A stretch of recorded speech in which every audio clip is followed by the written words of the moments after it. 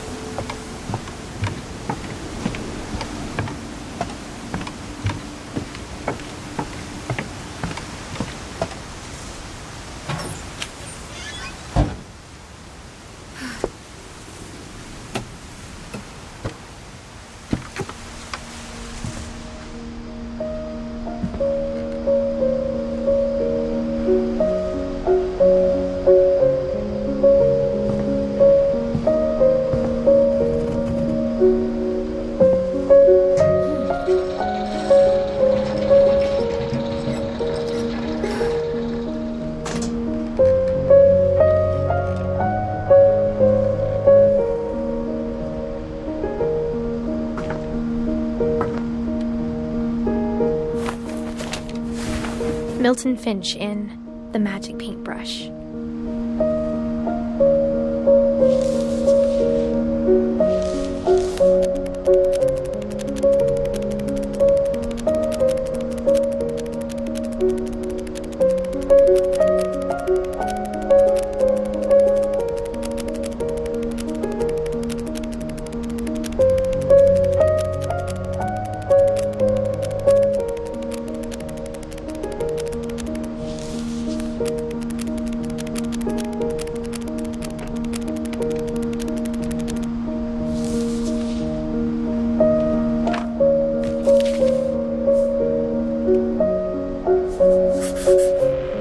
I was 4 when Milton disappeared.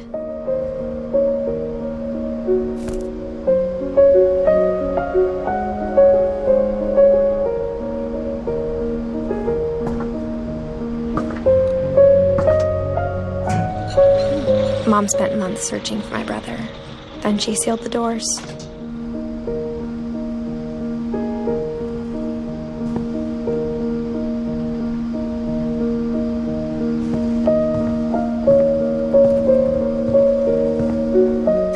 Whatever Milton had found in the house, Mom didn't want it getting out.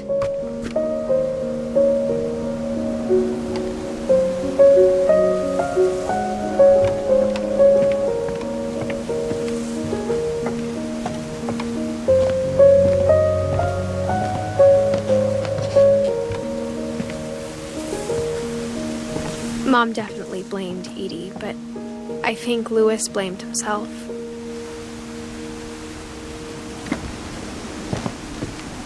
After he graduated, he just spent more and more time in his room, until Mom got him a job at the cannery.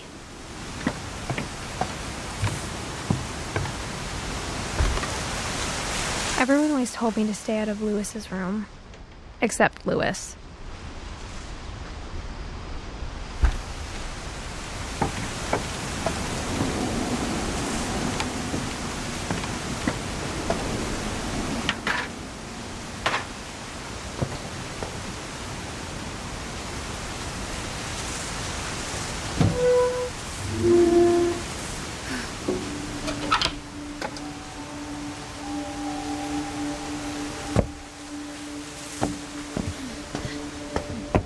Louis's room smelled very, very familiar.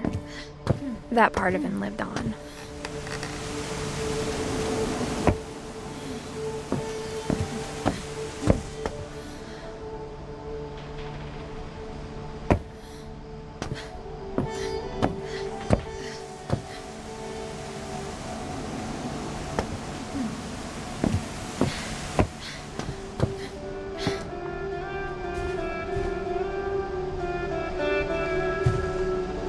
Louis and I spent a lot of time playing games together, but he was surprisingly bad at them.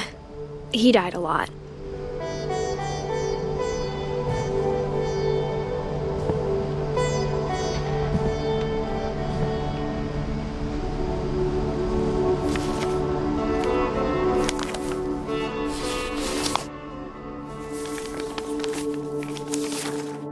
Dear Mrs. Finch, as Louis's psychiatrist, I can understand your desire for an explanation. As I see it, the trouble began in January, shortly after we convinced your son to seek treatment for substance abuse. Newly sober, I believe Lewis first noticed the monotony of his daily life.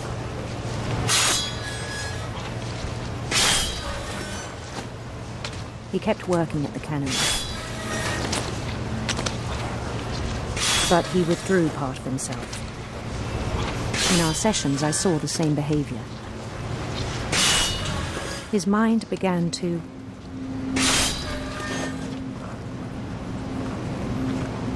wander.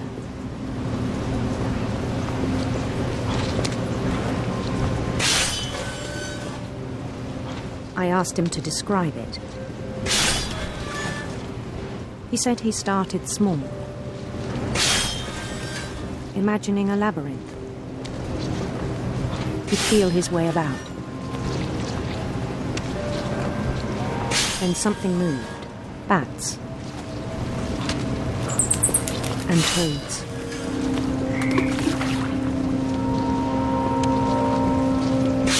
And things that have not names.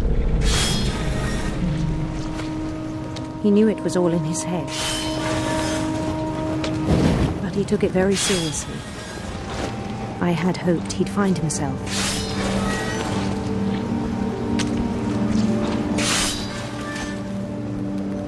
But he found something more. I worried about him then.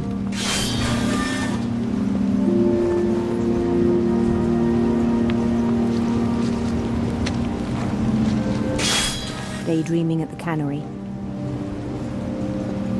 I spoke with his boss.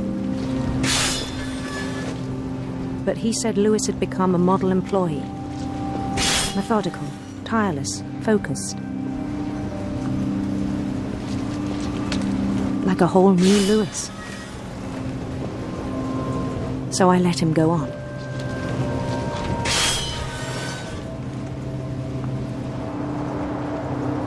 I even encouraged him. It seemed very promising at first. He told me he'd made a new friend.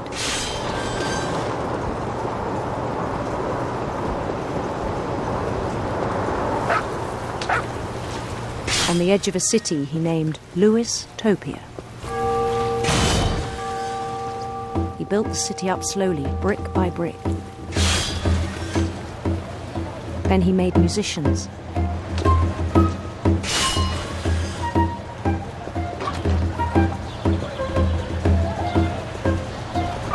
And songs for them to play. He talked about starting a band. And he was always humming something. Every day his imagination grew stronger.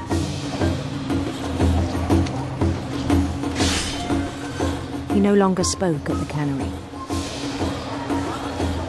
But his chopping was as reliable as ever. Then one day it struck him that all the cheering crowds, even the stones under his feet, were all in his imagination, so he could do whatever he wished.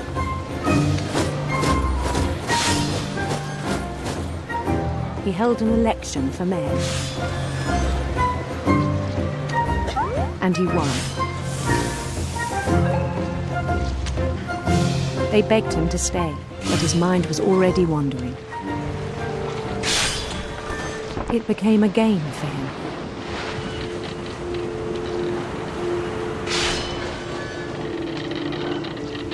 He'd conquer a city, then immediately push on. New Louisville.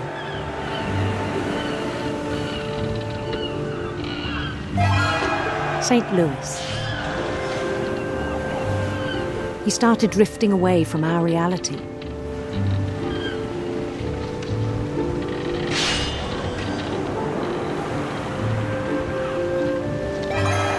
Minneapolis, until one day he forgot to go home from the cannery.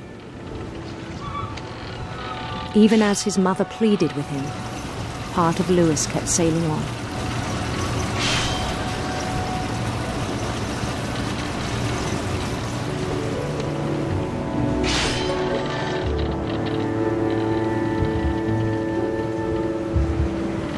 In Louisburg, he heard rumours of a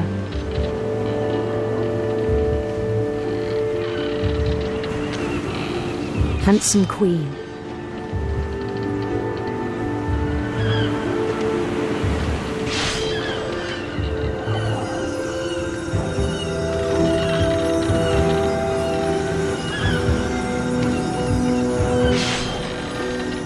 The queen was on her own quest for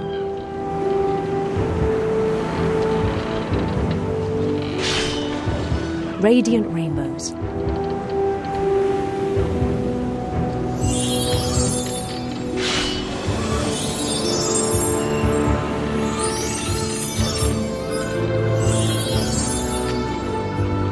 He followed the sound of her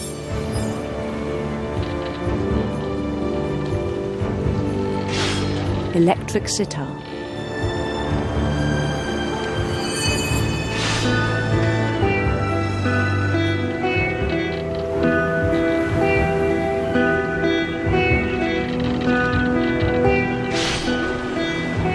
His chase led him to a golden palace east of the sun and west of the moon.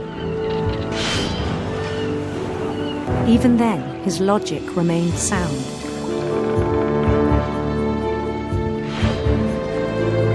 He knew the world was all in his imagination.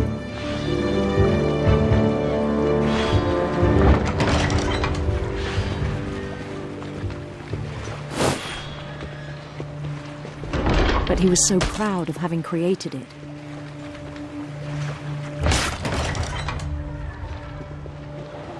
In his own eyes, he'd become something greater than a king.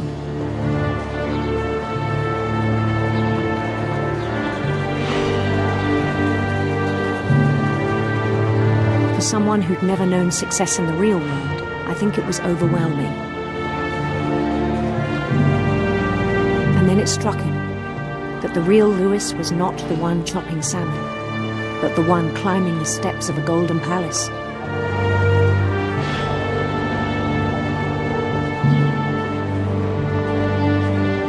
My imagination is as real as my body, he told me.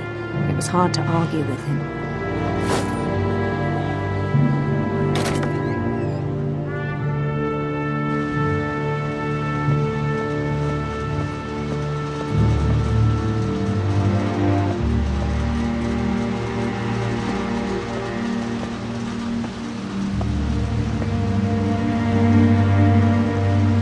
He began to forget the world we know.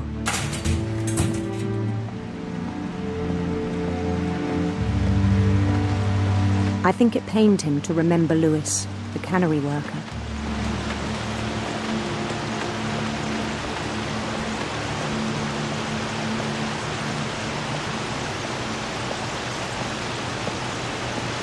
He began to despise the man with a royal contempt.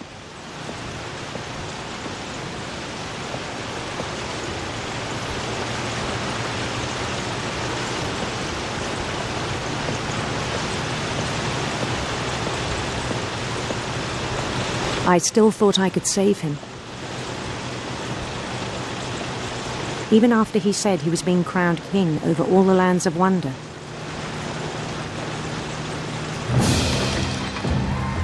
The palace would be packed with his companions.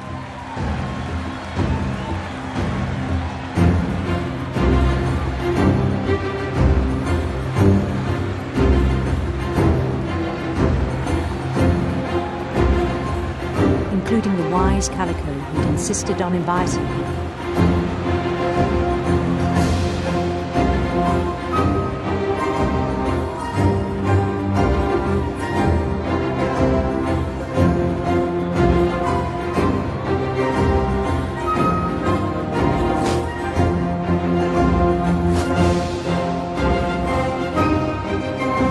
His queen waited, holding his crown.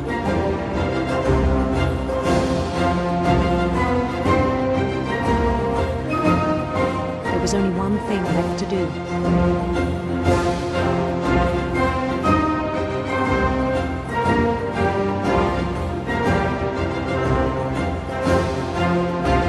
Bend down his head.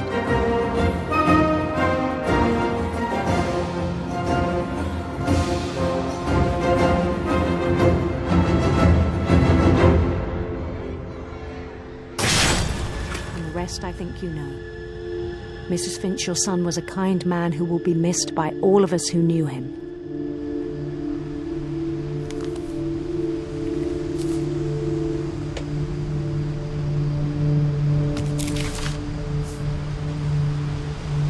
My brother was really cool.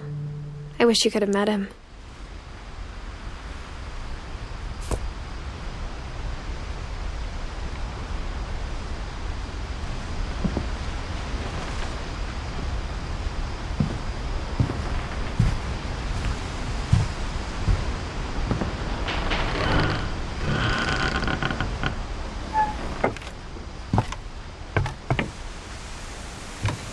On the way back from Lewis's funeral, my mom told me to start packing.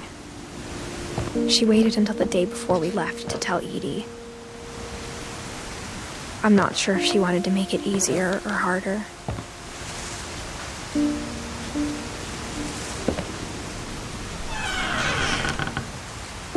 I wish we'd stayed.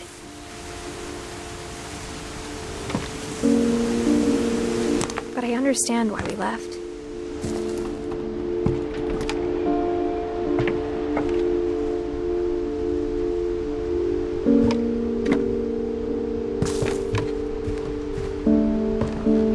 My mom ended up leaving everything behind.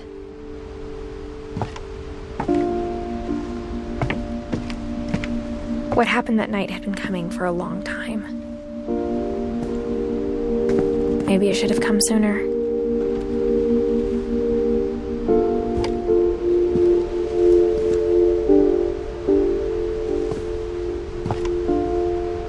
But it had to end one way or another. All that's left now is to tell you about that last night.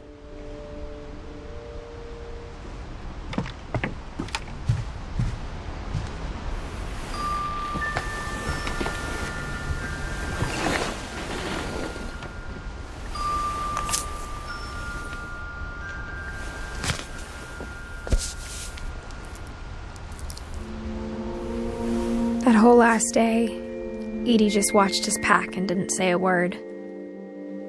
Until supper, when she raised her glass and said, "To our final night together, and all our final nights apart." Grandma, you know what I said about alcohol. Some of your medications are very Edith, specific. I left a present for you in the hallway. Why don't you go open it? The grown-ups have to argue now. I'm sorry, you're right. We're all leaving tomorrow. Let's just enjoy our last... I'm not leaving. Edith, you're excused.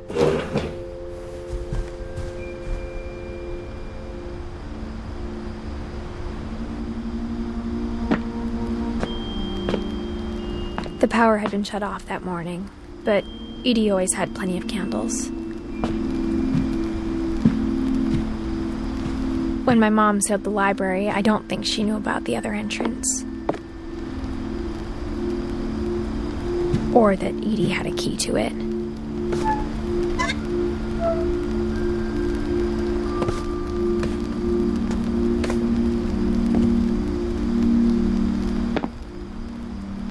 That thing you're afraid of isn't going to end when you leave the house.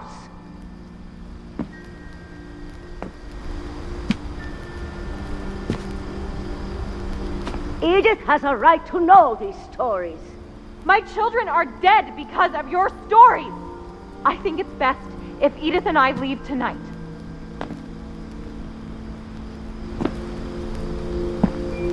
We'll have the nursing home send a van for you in the morning, okay?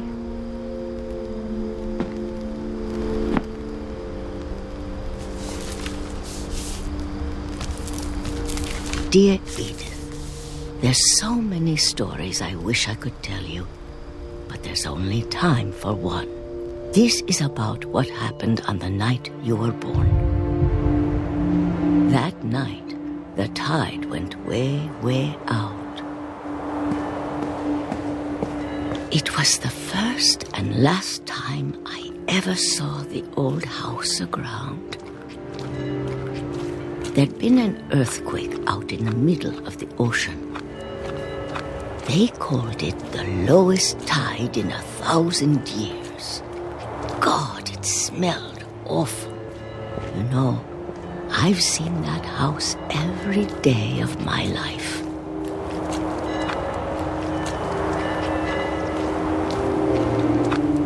But I never thought I'd go back to it.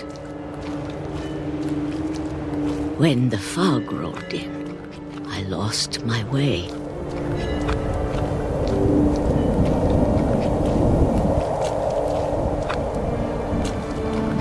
I got turned around.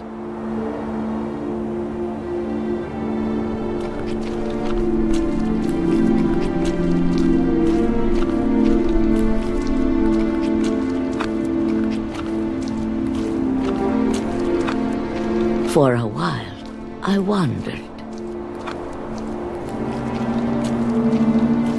I started seeing things.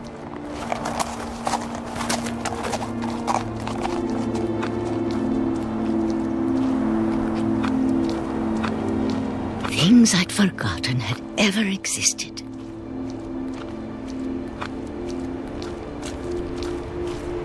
But when I saw them, they felt like old friends. That night, a lot of things came back to me. Or maybe I came back to them.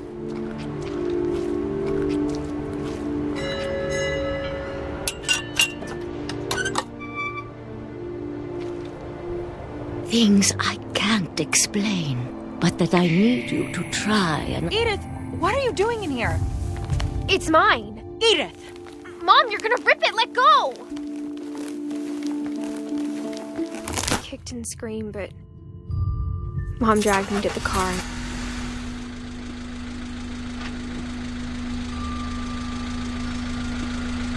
I never saw Great-Grandma Edie again. The next morning, the band came to pick her up, but she was already gone. After that, we moved around a lot.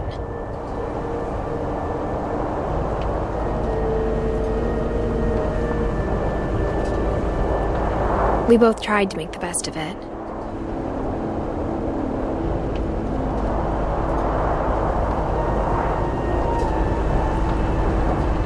A few years went by.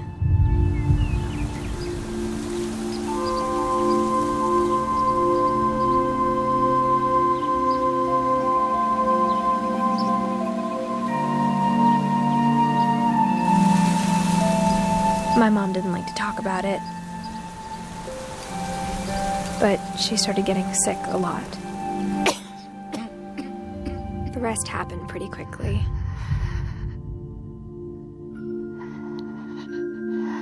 She got better for a while, and then she didn't. And then I was alone.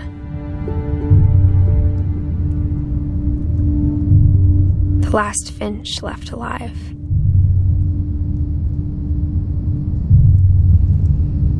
Until I found out about you. I'm still not sure what to tell you about all this.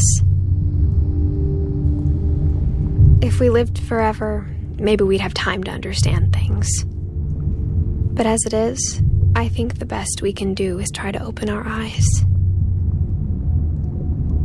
And appreciate how strange and brief all of this is. This journal was supposed to be for you. But now I hope you'll never see it. I just want to meet you and tell you all these stories myself. But I guess if you're reading this now, things didn't work out that way.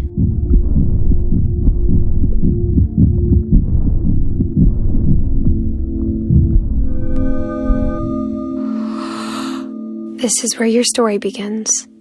I'm sorry I won't be there to see it. It's a lot to ask, but I don't want you to be sad that I'm gone. I want you to be amazed that any of us ever had a chance to be here at all. Good luck.